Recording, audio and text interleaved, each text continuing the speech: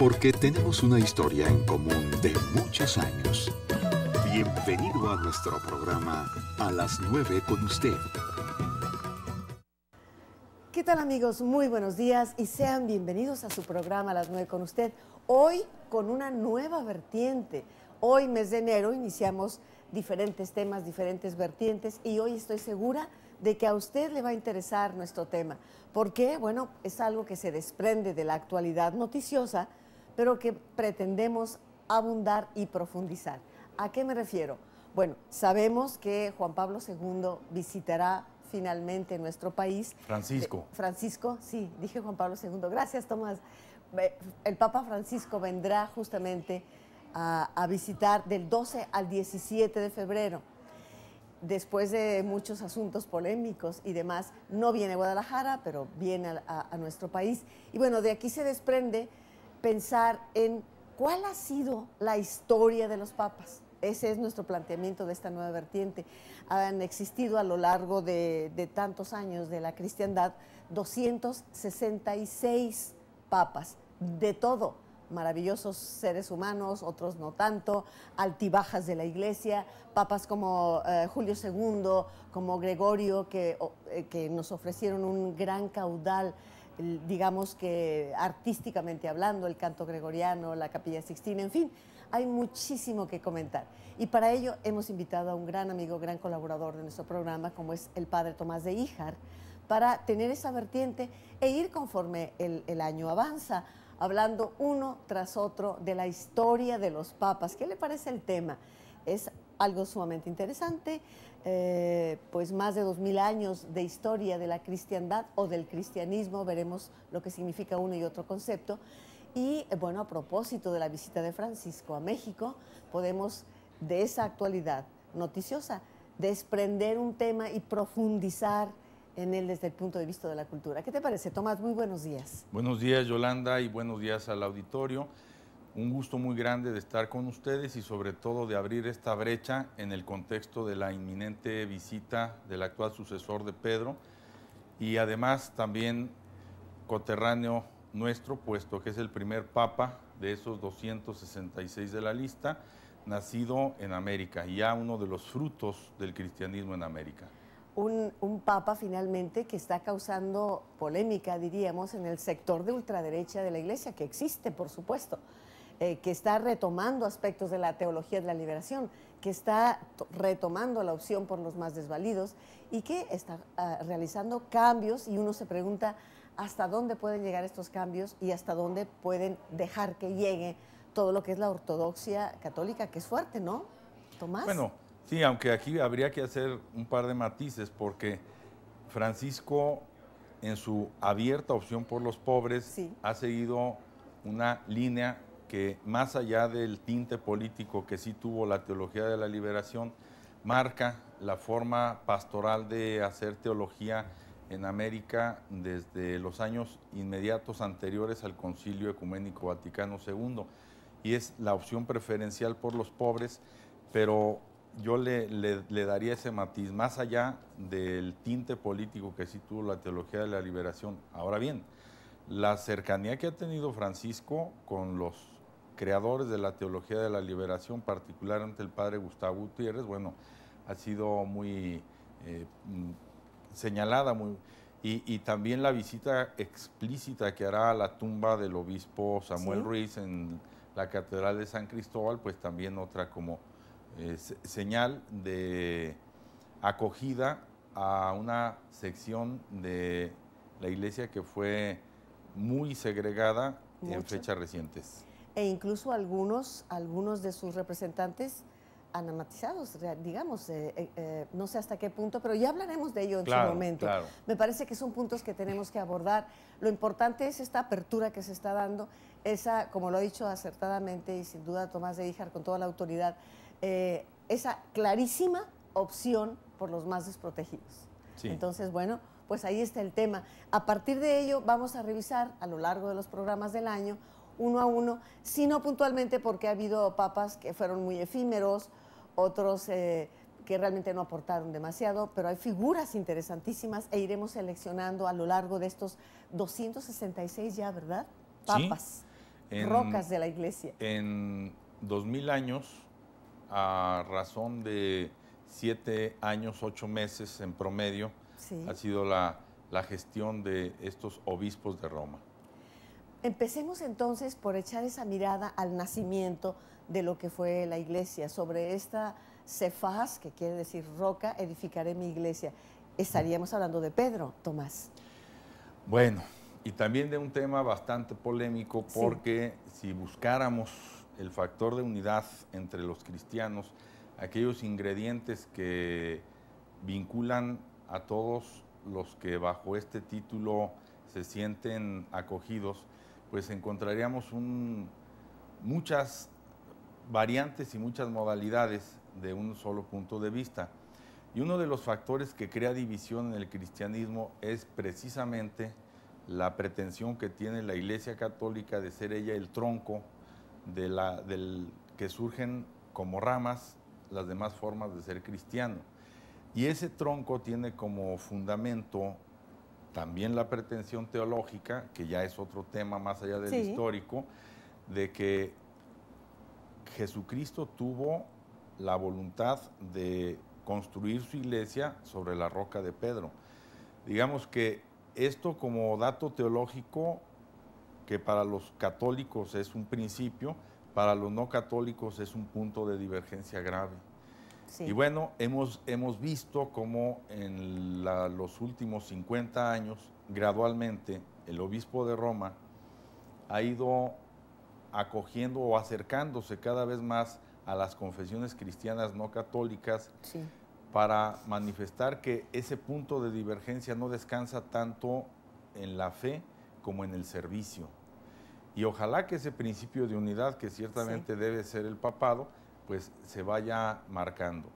Ciertamente la pretensión católica descansa en el supuesto de que Jesús habría elegido a Pedro como cimiento de una institución que solo tendría vida práctica después de la resurrección del Señor. Y también ciertamente es Pedro un protagonista muy marcado en los evangelios y sobre todo en el libro de los Hechos de los Apóstoles. Este testimonio bien podría llamarse libro de los Hechos de Pedro y Juan, porque en realidad no aparecen los otros apóstoles, salvo Juan, Santiago, algunas alusiones muy discretas, pero como hechos, Pedro en la primera parte y Pablo en la segunda parte. Sí. Y después hacer coincidir a Pedro y a Pablo en Roma y hermanarlos por el martirio, eso es lo que le va a dar a la Iglesia de Roma la pretensión de ser ella la cabeza de las demás iglesias. Ahora, qué bien que has tocado este punto ciertamente polémico, Tomás. Para muchos nos cuestionamos, y me incluyo, si Jesús alguna vez tuvo la intención de formar una iglesia de esta forma, vaya. En varios pasajes, bueno, en un pasaje en especial se habla de mi reino no es de este mundo. Sin embargo, la iglesia hizo un reino de este mundo. Y pues la pompa, el boato, los principados, los anillos, los oros, las colecciones de arte, todo eso pertenece a un reino de este mundo. Y de pronto sí, creo que también es polémico preguntarnos, ¿alguna vez pensó Jesús en una iglesia como esta, Tomás? Eso se ha manejado sobre todo en los últimos 50 años, ¿no? De que Cristo predicó el reino y surgió la iglesia. Es uno de los títulos de una de las obras que justamente versan sobre este punto en particular. Creo que la respuesta la vamos a encontrar en la calidad histórica del cristianismo y en la inculturación de la fe a partir de que Jesús deja justamente el colegio de los apóstoles como coordinación suprema de un proyecto que él apenas comenzó, pero que no podía tener en tiempos suyos una clara proyección como la tendría luego por una razón muy simple. El ultranacionalismo judío en tiempos de Jesús era un polvorín, de manera que una chispa hubiera bastado para que se aglutinaran miles de voluntades en contra del Imperio Romano. Y bueno, eso lo pudo sortear el Señor Jesús, estableciendo una comunidad, pero después de su salida de este mundo. Vamos a ir al primer corte de nuestro programa. ¿Qué le parece el tema? Hoy estamos inaugurando una nueva vertiente con el deseo de conocer, de profundizar, de conocer esa historia tan interesante de más de 2000 años de cristianismo. ¿De qué manera pasa de ser la cristiandad o comunidades de encuentro, de apoyo mutuo, con base en la verdad, el perdón, a pasar a otro nivel, un cristianismo que será muy interesante analizarlo al respecto? Vamos a ir al corte y regresamos con usted. 3030-5386 es nuestro teléfono. Adelante el corte. A las 9 con usted. Regresamos. Estamos esta mañana con el padre Tomás de Híjar, hablando en esta nueva vertiente de su programa, a las 9 con usted, la historia del papado, la historia de los papas, a partir de ese momento en que Pedro queda al frente de la comunidad, llamémoslo así, de la comunidad de la cristiandad a la muerte de Jesús. Vamos volviendo entonces a esa primera figura de Pedro como el primer papa en la historia de la Iglesia. Tomás, por favor. Bueno, es claro que si al humilde pescador de Galilea se le hubiera querido situar en el contexto donde luego sus sucesores habrán de desplazarse, pues él hubiera sentido algo más que pánico, hubiera sentido que estaba traicionando sus principios. Digamos que no es posible entender al primer papa al modo como los posteriores papas habrán de asumir su ministerio, pero también hay un hilo conductor gracias al cual no podríamos decir que el papado es un fruto corrompido del ministerio petrino, sino una secuela de las vicisitudes históricas en las cuales está inmerso el cristianismo. Y si de hablar del primer Pedro se trata, del primer papa se trata, sí, bueno, pues tendríamos que decir que en su tiempo Pedro, como cabeza del Colegio de los 12, no ejerció una autoridad de facto, una autoridad de iure, sino de facto. Una coordinación que no dependía directamente de él, pero que sí lo tomaba en cuenta como una voz muy respetable y muy autorizada. Tendríamos que contextualizar a Pedro en el marco de un judeocristianismo donde los primeros discípulos de Jesús, sin excepción, comenzando por María de Nazaret, luego por los 12 y luego por los que vengan después de Pentecostés, no son conscientes de que están creando una religión o forman parte de una fe distinta a la judía.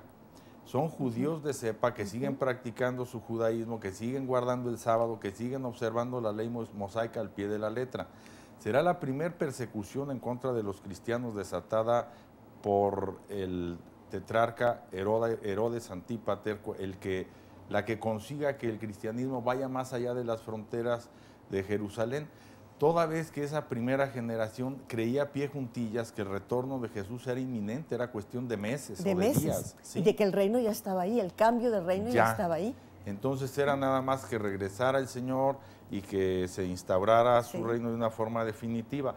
Cuando esto no sucede y el cristianismo tiene que ir a la diáspora judía, entonces se acercan algunos paganos, algunos no judíos, y es Pablo la pieza clave para que esos no judíos también sean acogidos en el seno de la iglesia. Lo curioso será entonces cuando los primeros cristianos judíos exijan a los nuevos cristianos no judíos que se circunciden, que guarden el sábado, que no consuman manjares prohibidos por la ley.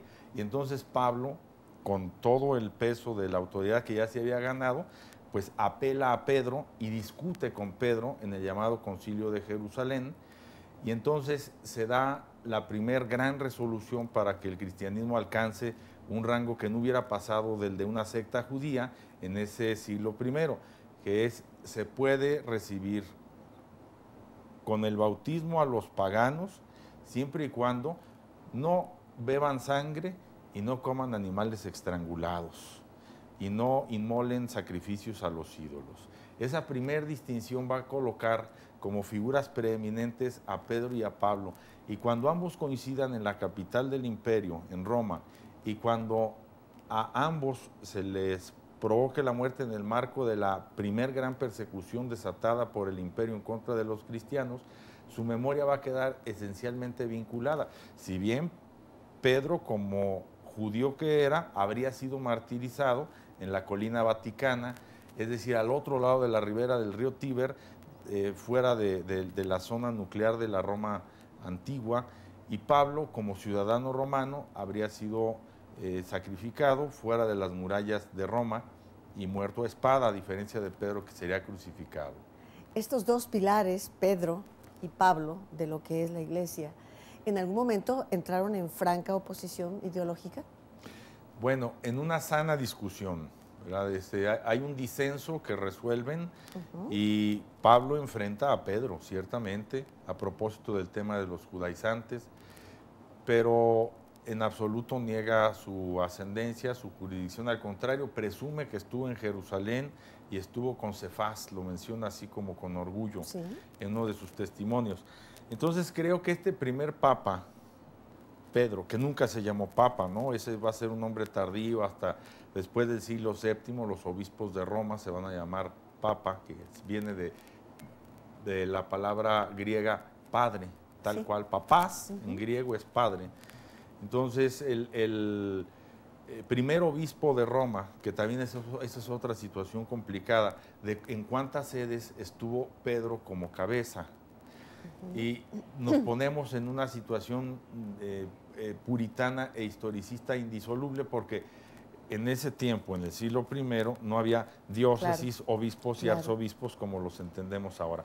Pero que Pedro estuvo en Roma y recibió el título de guía, conductor, cabeza, que murió en Roma y que ahí está su sepulcro, y que Pablo también estuvo en Roma y que pudo haber predicado muchos años en Roma y que allí recibió la muerte y que allí está su sepulcro, son los dos puntales históricos para sostener la pretensión de la Iglesia Católica de que el obispo de Roma es el sucesor de Pedro y es entre los obispos el primero.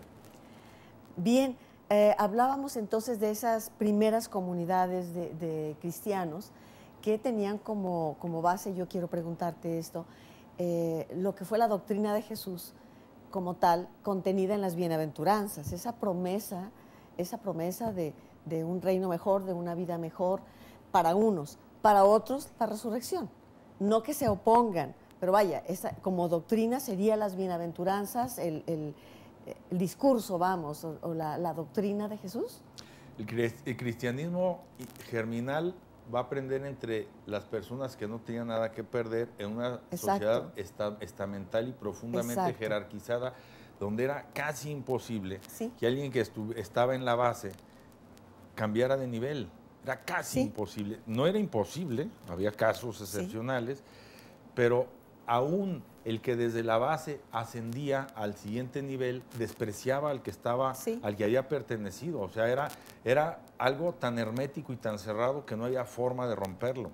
Lo rompías y subías relativamente porque dejabas de pertenecer a tu estamento inicial, el original, pero era porque lo habías despreciado y porque no ibas a hacer absolutamente nada por pasar a tus congéneres, ¿no? Espartaco sería una excepción, así en este esquema. Y el cristianismo va esencialmente dirigido a la gente abatida, a esas personas que no tienen nada que perder. Y lo hace a través de esa oferta descomunal que es el triunfo sobre la muerte. Algo que había inquietado a todas las culturas y a todos los pueblos. Y lo hace a través de la fe en una persona, ya no en una doctrina, en ideas, en ritos, en secretos, en misterios, sino de una persona, la persona de Jesús. Este primer momento, volvemos a ese primer momento, estamos apenas en el inicio de toda esta historia. ¿Qué fue esa fascinación que ejerce Jesús, por un lado?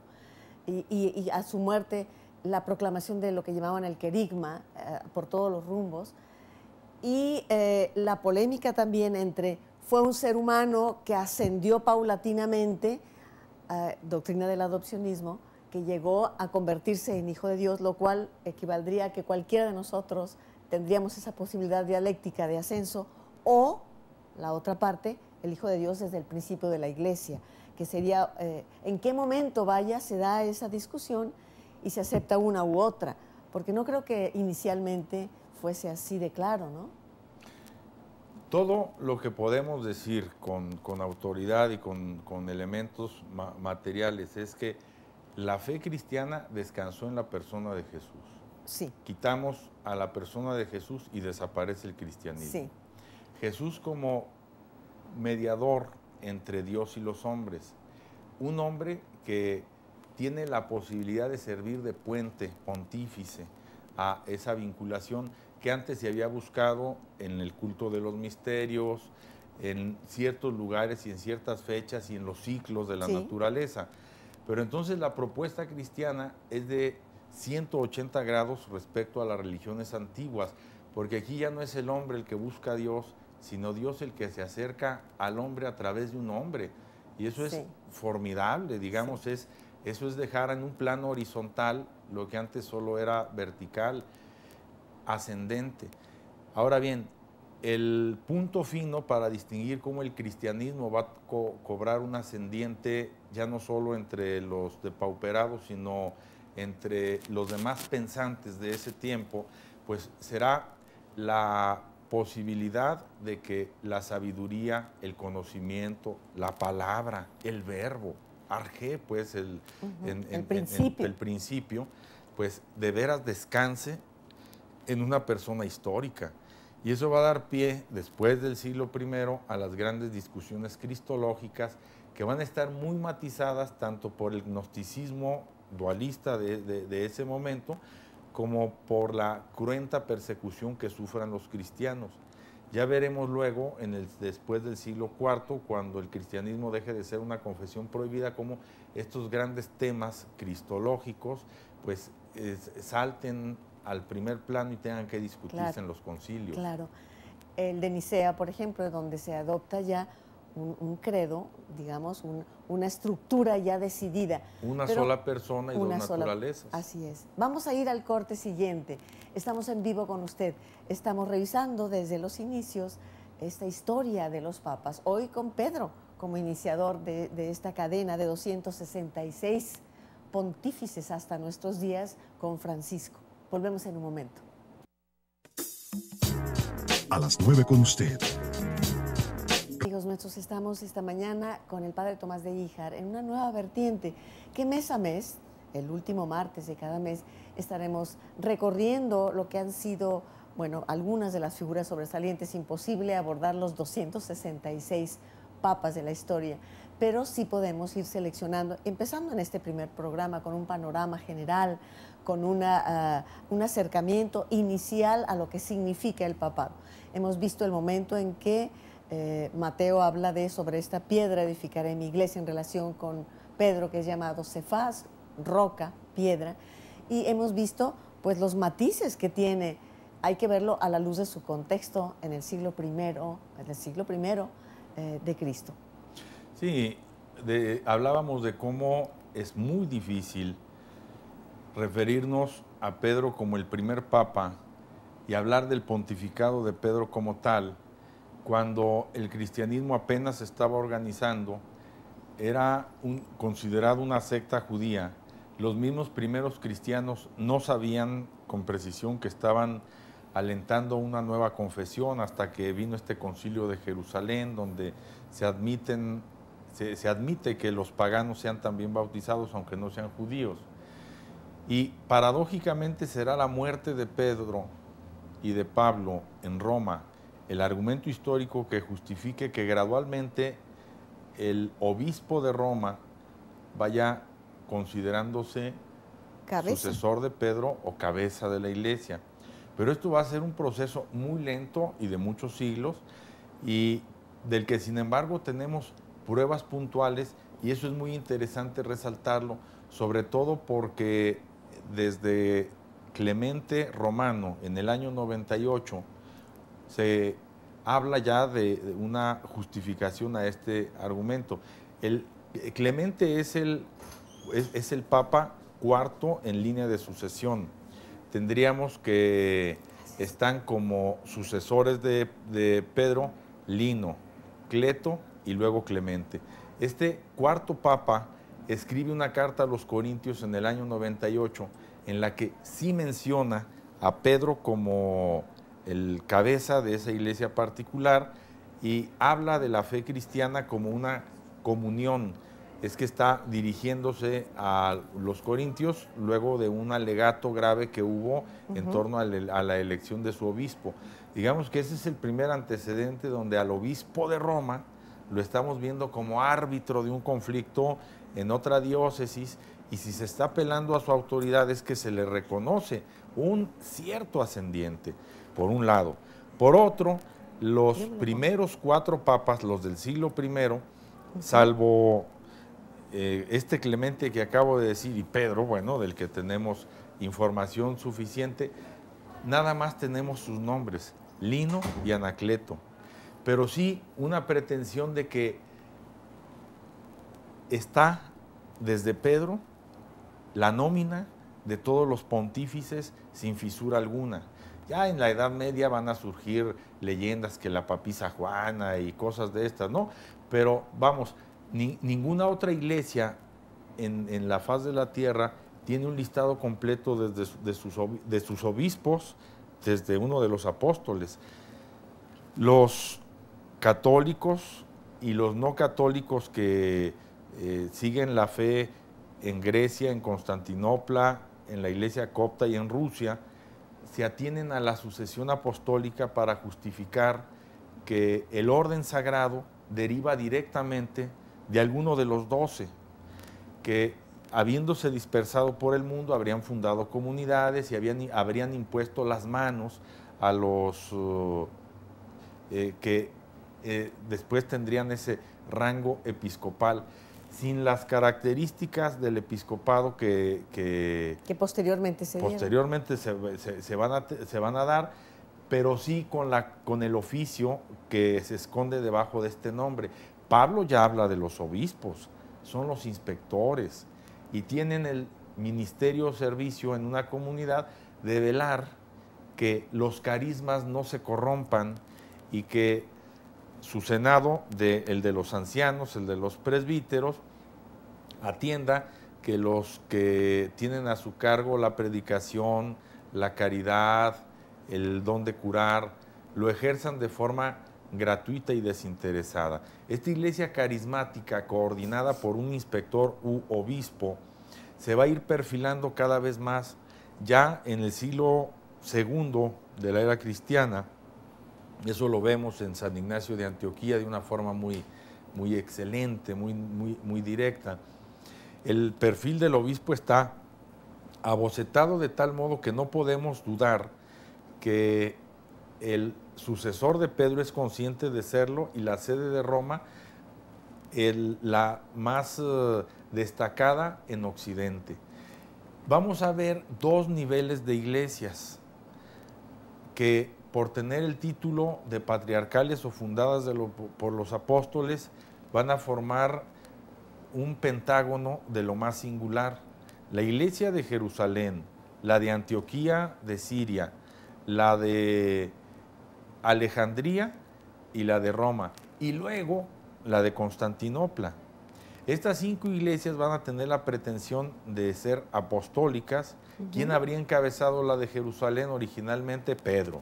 ¿Quién fundó la de Antioquía? Antioquía era la ciudad más importante del mundo antiguo, ahora no es nada, pero en ese tiempo decir Roma o decir Antioquía era casi lo mismo.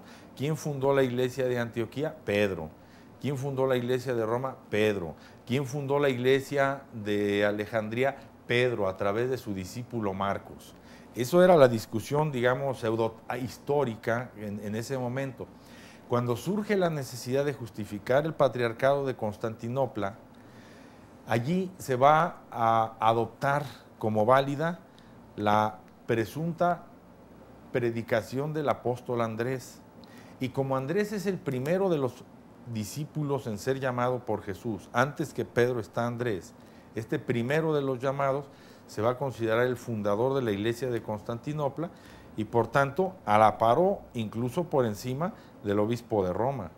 Aquí ya los argumentos histórico, teológico, político están totalmente enzarzados, ¿no? Sí. Es el momento en el que el Imperio Romano tiene dos sedes, Roma y Constantinopla, y entonces los obispos, pues de alguna forma se ven involucrados en esa gestión. Y claro, la Iglesia antes de Constantino y después de Constantino, pues tiene dos vertientes totalmente distintas. Sí, porque ya con Constantino se convierte en una religión de Estado, hay que decirlo. Incluso no, y todavía con Constantino no, va a ser con Teodosio el Grande, pero se convierte en una religión bajo la protección o tutela del Estado. ¿Ya viene de la mano con la política? Digamos que en ese tiempo las teocracias hacían imposible la separación entre el altar y el trono, eran una sola cosa. El emperador era el pontífice máximo, era el supremo gestor del pueblo ante los dioses o ante la divinidad.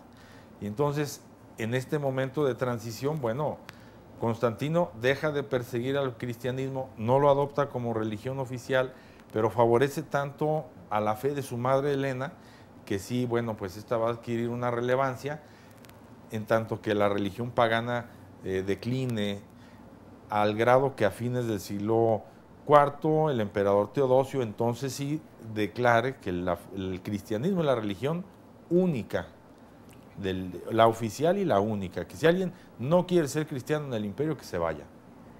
Bien, estamos hablando de la historia de los papas, 266 hasta la actualidad. Se ha mencionado a Pedro, mencionó también Tomás de Híjar, Lino, Cleto o Anacleto. Posteriormente leía yo en este libro de historia de los papas, el Papa Clemente, Evaristo, Clemente Alejandro. Es genial. Gracias a Clemente tenemos ese testimonio pivote para aclarar ese argumento histórico del que venimos hablando. Hay dos, digamos, pruebas incontrastables para los cientificistas o los amantes de encontrar evidencias arqueológicas y monumentales, y son las excavaciones arqueológicas que se hicieron en la Basílica de San Pedro en los años 40, auspiciadas por el Papa Pío XII, y que hicieron posible determinar con precisión que debajo del altar de la cátedra en la Basílica de San Pedro hay una necrópolis romana del siglo I, sí, y que debajo del altar exactamente está un muro rojo que divide dos formas de sepultura, unas adornadas con inscripciones a la manera pagana y otras con grafiti. Y en esta zona de grafiti, algunas incisiones practicadas en el muro, donde con insistencia se señala Hic est Petrus, aquí está Pedro. Ahí está Pedro. Vamos a ir al siguiente corte, el teléfono es el 3030-5386. ¿Sabía usted que en estos primeros años del cristianismo existió un papa filósofo y nació en Atenas? Estoy hablando del Papa Higinio en el 136, filósofo, qué maravilla. Vamos a ir al corte y regresamos en un momento con todos ustedes. A las 9 con usted. Regresamos. Estamos en el último corte del programa de hoy, que es una especie de inicio, de panorama, de conocer un poco cuál fue ese surgimiento. Hoy con la presencia del padre Tomás de Híjar. Y a propósito de la visita de Francisco, ¿y qué opinas de la visita de Francisco? No nos has dicho, Tomás. ¿Qué te parece? Los temas que abordará, las homilías que están planeadas. Bueno, que vamos a tener una jornada muy intensa sí, entre el 12 y el 17 de febrero, cuando el primer obispo americano visite por vez primera este país tan acendradamente católico y que recibió pues el beneficio ya de las reiteradas visitas papales de San Juan Pablo II, la visita que hizo también Benedicto XVI, un gran acto de deferencia. Y bueno, pues ya veremos qué impresión se lleva el Papa y qué nos deja. Yo solo quisiera apuntar a este respecto la diferencia entre el México que visitó por vez primera el Papa Juan Pablo II en 1979 y el México que va a visitar el Papa Francisco, y a la inversa. Sí. Al representante pontificio que va a recibir México en este año 2016 respecto al representante que recibió en 1979. Acerca de lo primero, creo que la visita de Juan Pablo a México fue decisiva tanto para la estrategia que en lo sucesivo va a adoptar como pontífice, como a las relaciones entre la Iglesia y el Estado en México, que estaban cristalizadas desde las leyes de reforma. Cristalizadas, es decir, estaban anquilosadas en un esquema donde el diálogo no era posible jurídicamente hablando. El Estado en México, a partir de la Constitución de 1857, no produjo la separación entre la Iglesia y el Estado, sino el sometimiento jurídico de la Iglesia al Estado. Era una de las premisas del liberalismo, sí, y se entiende perfectamente. Pero entonces en México pasamos de un Estado confesional, siempre lo había sido, a un Estado no confesional, pero además con un tinte religioso que era muy marcado y que en la Constitución de 1917 produjo una de las legislaciones anticlericales más duras de la historia, solo superada por Albania, que era un estado oficialmente ateo en su tiempo, y por la URSS. Sin embargo, nunca se aplicaron a rajatabla esas leyes que prohibían que hubiera órdenes religiosas, que hubiera seminarios, que mandaban al gobierno determinar el número de sacerdotes que podía ejercer en algún lugar. Digamos, asuntos meramente de competencia interna que era imposible aplicarse, y cuando se quisieron aplicar, bueno, pues provocaron grandes movimientos sociales y aún armados. La cosa es que ese México, antes de 1992, cuando van a hacer las reformas al artículo 130, es con el que se topa Juan Pablo II, y una realidad diametralmente opuesta a lo que se podía esperar de una legislación anticlerical tan rotunda y que estaba vigente desde tantos años. O sea, la Iglesia en México no solo no había desaparecido con estas leyes anticlericales, sino que de alguna manera había creado una base que ya no tenían los estados confesionales, ni siquiera en Europa. Y bueno, esto fue muy llamativo tanto para Juan Pablo II como para quienes le acompañaban.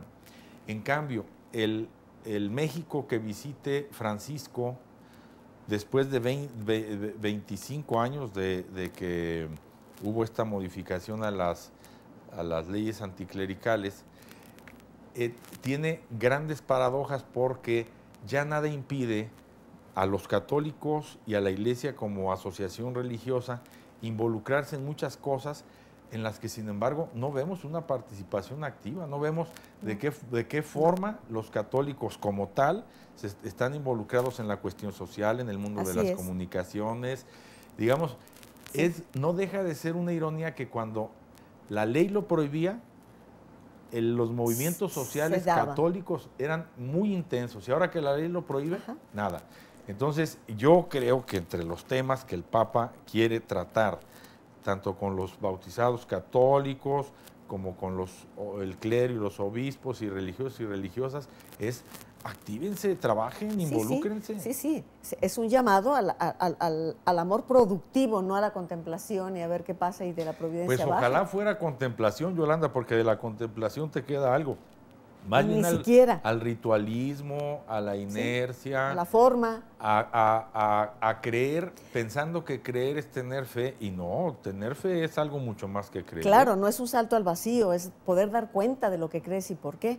Pero hay otro aspecto que me gustaría poner sobre el mantel, Tomás. No solamente se va a encontrar un México diferente en estos términos que tú acertadamente has mencionado, sino Francisco se va a topar con un México lastimado, dolorosamente afectado, incluso en su imagen a nivel mundial, con la instalación de violencia en nuestro país que no había en los años de la década de los 70 de esta manera, y tendrá que decir algo al respecto también. Bueno, lo que pasa es que... Claro que ahí entramos en polémicas. Sí, porque la historia de México ha estado muy marcada por un caudillismo, y a esto la misma formación cristiana no ha sido ajena, donde la fórmula caudillo y beneficios materiales ha ido de la mano. Entonces, cuando quitas esto, pues esto se desata. O sea, estamos padeciendo, tendríamos que decirlo así, lo que ocurrió en el año 2000.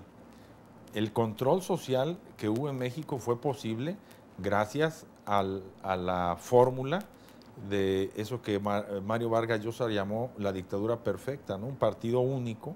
La represión, bueno, el autoritarismo. Diluyes eso y entonces lo que te queda pues es como que destapas la caja de Pandora.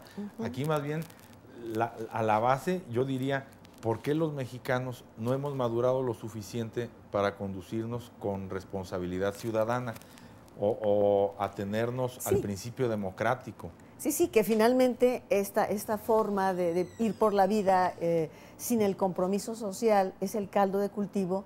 Esas pequeñas violencias cotidianas son el caldo de cultivo de una gran violencia. Pero es un hecho que la situación por la que atraviesa nuestro país en materia de corrupción, de narcotráfico, ahí de está muerte, la clave. de violencia. Creo que esa frase lo condensa todo, la corrupción, ¿no? Y ahora, ¿quién de los que vivimos en este suelo o residen fuera de él, pero se siguen sintiendo mexicanos, no participamos en alguna medida de la corrupción? Claro. Aquel eslogan con el que se satirizó una frase de política pública en tiempos de José López Portillo, ¿no? Que la corrupción somos todos, ¿no? Era la solución somos todos y luego pasó a la corrupción somos todos. ¿Eso? Bueno, pues sí, eso es, ¿verdad? Sí, es lo que te decía, ese vivir como en una dimensión individualista, narcisista, digamos, mientras mi casa esté bien, lo demás puede caer. Y no, estamos en un mismo barco todos, y esas pequeñas violencias cotidianas, hemos insistido mucho en ello, pues engendran una gran violencia. Y con qué cara exiges allá cuando no eres capaz de cumplir lo más elemental como ciudadano, en tu acera, en tu casa, con el vecino, ciertamente. María Elena Morales dice, quiero felicitarles por el programa y pregunto, ¿cuándo se hará algún viaje con recorridos históricos de este corte? Pues ya veremos, María Elena, gracias por tu llamada. Martina Carrillo dice, es muy interesante el programa, estoy muy agradecida porque a través de estos programas he ido a algunos de los conciertos y actividades que organiza el padre Tomás de Híjar. Sí, en Santa Teresa, ¿verdad, Tomás? Bueno, y fuera de Santa Teresa, aprovechando este miércoles 27 de enero en el Santuario de Guadalupe a las 8:30 de la noche habrá un maravilloso concierto para órgano y oboe, con voces mixtas. Maravilloso. Es homenaje al maestro Francisco Javier Hernández Vázquez, que pues es de nuestros grandes músicos. ¿Cómo no? Y yo te felicito por esa iniciativa de combinar el maravilloso binomio de la fe, de la exigencia cotidiana con uno mismo y el arte, que es parte, ¿no? De esa manera, es una forma de encuentro y a mí me parece maravilloso. Gilberto Hernández nos llama desde el cristianismo bautista y dice que la enseñanza sobre la piedra es Cristo, es Jesucristo.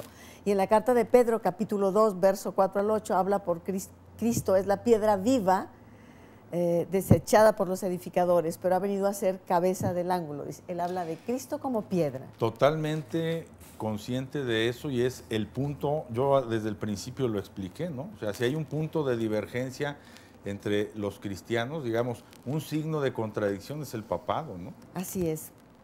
Mari Carmen Mercado, saludos al programa, por favor, ¿qué pueden decir sobre una mujer papa? Sabía que esta pregunta iba a llegar. En su momento podremos comentar algo que no. De la papisa Juana. De la Juana. papisa famosa, la papisa Juana, sí. que hasta una película hay al respecto. Es una leyenda, muy simpática, pero es una leyenda, sí. Bueno, lo que sí habría que comentar, y esto sí sé que va a causar polémica, es que para mi gusto la primera que difundió el mensaje, el evangelio como tal, fue Magdalena. Sí, claro. Entonces habría que darle su lugar como la primera difusora del evangelio, una mujer. Y esto, aceptado, cambiaría completamente las estructuras. Afortunadamente, se aceptó hace algunos años ya, hay una encíclica de Mulierem que incluso habla de Magdalena, afortunadamente, pero fue muy mal tratada. Pero tiene que ver con el contexto. Los judíos, el mundo hebreo decía, primero quemada que en boca de mujer la Torá. Hay que analizarlo en su contexto. Digo, la sociedad patriarcal es profundamente masculina, claro, es todo un tema. Jorge Valencia Rentería dice, enhorabuena, felicitamos a Tomás de Híjar, qué bien que nos den estos temas. Sí, quiero insistir, es un tema que se desprende de una actualidad noticiosa y que nos invita a profundizar en ello. No es nada más, viene Francisco, qué bonito, claro, y ya. Claro. Hay que profundizar en toda esta historia y analizar esa fascinación que una figura como Jesús ejerce y que persiste maravillosamente a veces a pesar de la estructura de la iglesia. Y yo aprovecho, ya que lo mencionas, sí, para invitar a los católicos, a los no católicos, a los creyentes y a los no creyentes a estar atentos a lo que Francisco nos diga como obispo de Roma, pero también como una figura de talla internacional que está esencialmente comprometida con la salvaguarda de este mundo, de este planeta, ¿no? Sí, a mí me tiene fascinada la figura de Francisco y la forma en cómo ha hecho valer su opción por los desvalidos. Habrá gente que diga es populismo, ojalá fueran así todos los populistas. Me refiero a esa decidida orientación a acoger, a abrazar al mundo entero. Yo estuve siguiendo su visita a África, me conmovió profundamente esa visita a África, no sé si lo viste sí, claro, también por tú, supuesto, Tomás. Punto a punto. Y sí, en las homilías encontramos una clarísima opción, nos encontramos esa amorosa convocatoria a vivir activamente aquello en lo que decimos creer, ¿no? E insisto en que la fe no es ese salto al vacío, sino yo puedo dar cuenta de lo que creo. ¿Cómo? Conociendo para empezar, ¿no, Tomás? El conocimiento no se ama lo que no se conoce. Así es lo primero. Y si no amamos, yo sé que la Iglesia ha privilegiado muchísimo la parte divina, pero si no somos capaces de entender la parte humana, que es desde donde podemos entenderlo, no hay de otra, entonces pues habrá que cuestionarnos seriamente. Estamos en el último minuto del programa y yo quiero que despida a Tomás, algo que haya quedado por tu parte en el moral, Tomás. Pues nada más que tengamos los oídos bien abiertos, los ojos bien dispuestos para acoger la visita de este hombre excepcional que, más allá de la fe de la cual es cabeza, pues quiere dejarnos, transmitirnos un mensaje que habrá que ir luego desmenuzando. Será una gran oportunidad la presencia de Francisco en México. Así lo creo. Llegamos al final de nuestro programa de hoy. Muchísimas gracias a Barcha, Diego de Luna, Fernando, Bertita, Ángeles, Arián, Tania, en fin, todo el equipo que hace posible este programa y que está tras la puerta, allá manejando todo ello. Muchísimas gracias, equipo. Y en nombre del equipo, gracias a todos ustedes por habernos seguido. Y de manera muy especial al padre Tomás de Híjar, que ha aceptado desde el primer momento esta invitación a profundizar, a cuestionar, a confrontar, a conocer un poco más de la historia papal. Muchas gracias, Yolanda. Es una gran oportunidad para mí. Estoy muy reconocido. Muchísimas gracias, entonces. Y nos despedimos agradeciendo la oportunidad que nos da y que le da sentido a nuestro trabajo cotidiano. Gracias por ello. Mañana a las 9 con usted. Por tu compañía, hoy en nuestro programa A las 9 con usted. Gracias.